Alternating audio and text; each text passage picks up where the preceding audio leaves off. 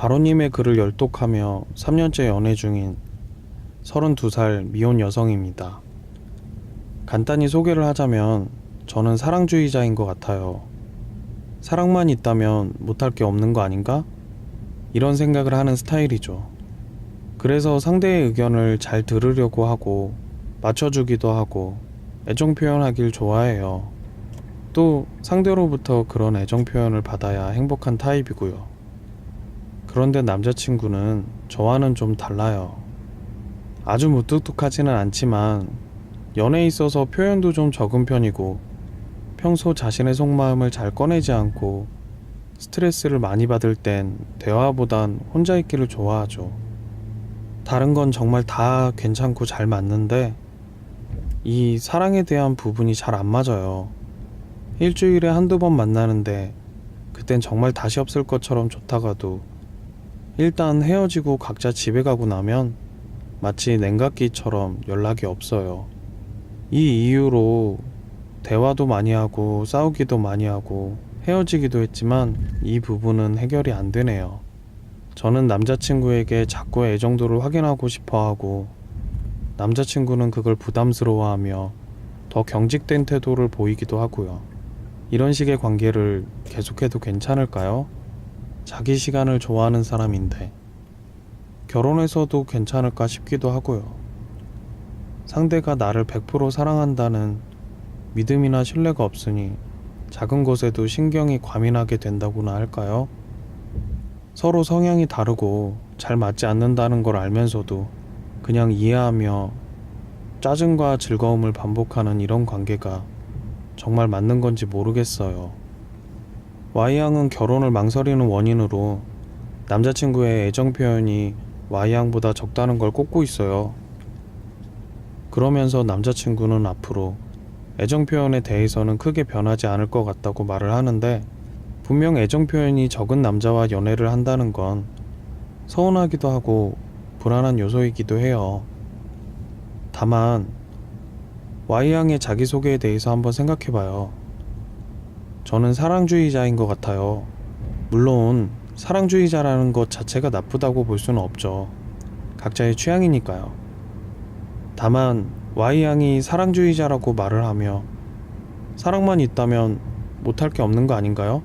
이런 생각을 한다면 어떤 남자를 만나도 쉽게 Y양의 애정에 대한 욕구가 채워지긴 힘들지 않을까요?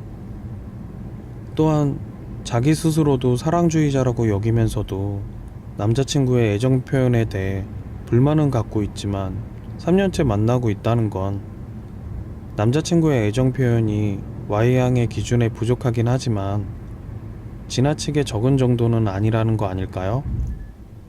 Y양이 언젠간 나아지겠지 이런 막연한 기대를 가지며 억지로 남자친구에게 맞추며 연애하는 건 좋은 방법이 아니에요. 다만 남자친구와 헤어지기로 결정하기 전에 하나만 생각해보세요. 사랑주의자식 사랑법이 과연 건강한 사랑법일까? 이렇게요. 제대로 된 인간관계 혹은 연애 관련 책들에서 제일 먼저 강조하는 건 연애를 하려면 상대에게 기대서는 안 되며 오롯이 자립을 이뤄낼 것을 강조해요.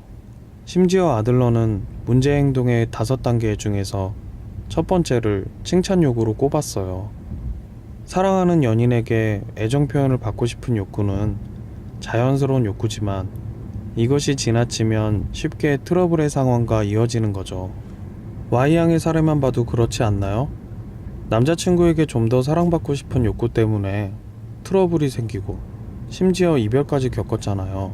사랑받고 싶은 욕구 때문에 헤어지기까지 하는 이런 모순적인 상황을 그냥 방치하실 건가요?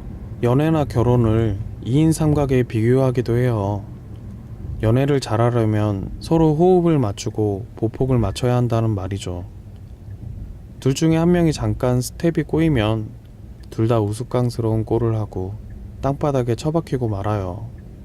넘어지지 않으려면 둘이 어깨동무를 하고 오로지 묶인 다리만 보며 하나 둘 하나 둘 외치면서 뒤뚱뒤뚱 걸어야 되죠. 그런데 이때 두 사람의 두 다리를 묶은 끈을 끊어버리면 어떻게 될까요? 아마 다리를 묶었을 때보다 속도도 빠르고 당연히 넘어지지도 않을 거고, 무엇보다 함께 걷고 뛰며 바보같이 땅바닥만 볼 필요 없이 파란 하늘을 볼 수도 있고, 저 멀리 떨어져 있는 경치도 구경하면서 즐겁게 갈 수 있지 않을까요? 남자친구가 Y양만큼 애정 표현을 해주기 바라기보다 Y양이 남자친구의 속도에 맞춰보는 건 어떨까요? 억지로 맞추는 게 아니라 남자친구에게 쏟을 에너지를 Y양 자신에게 쏟으라는 거예요. 주말은 남자친구와 함께, 주중은 오롯이 나를 위해. 이런 식으로 생각한다면 생각보다 쉽게 문제가 해결될 수도 있지 않을까요? 또한 Y양은 남자친구가 자신의 시간을 갖는 걸 부정적으로 생각하는 것 같은데, 저는 오히려 Y양에게 묻고 싶어요. Y양에겐 진짜 Y양만의 시간이 필요 없나요? 이렇게요. 우리는 누구나 타인과 함께하고 싶어 하면서도 또 자신만의 시간을 원해요. 남자친구가 자신만의 시간 쪽으로 살짝 기울어져 있다면 Y양은 함께하고 싶은 쪽으로 조금 많이 기울어져 있는 것 같아요. 꼭 남자친구를 위해서가 아니더라도 Y양 스스로를 위해서 Y양 스스로에게 투자하는 시간과 에너지를 조금만 더 늘려보면 어떨까요? Y양, 힘내요.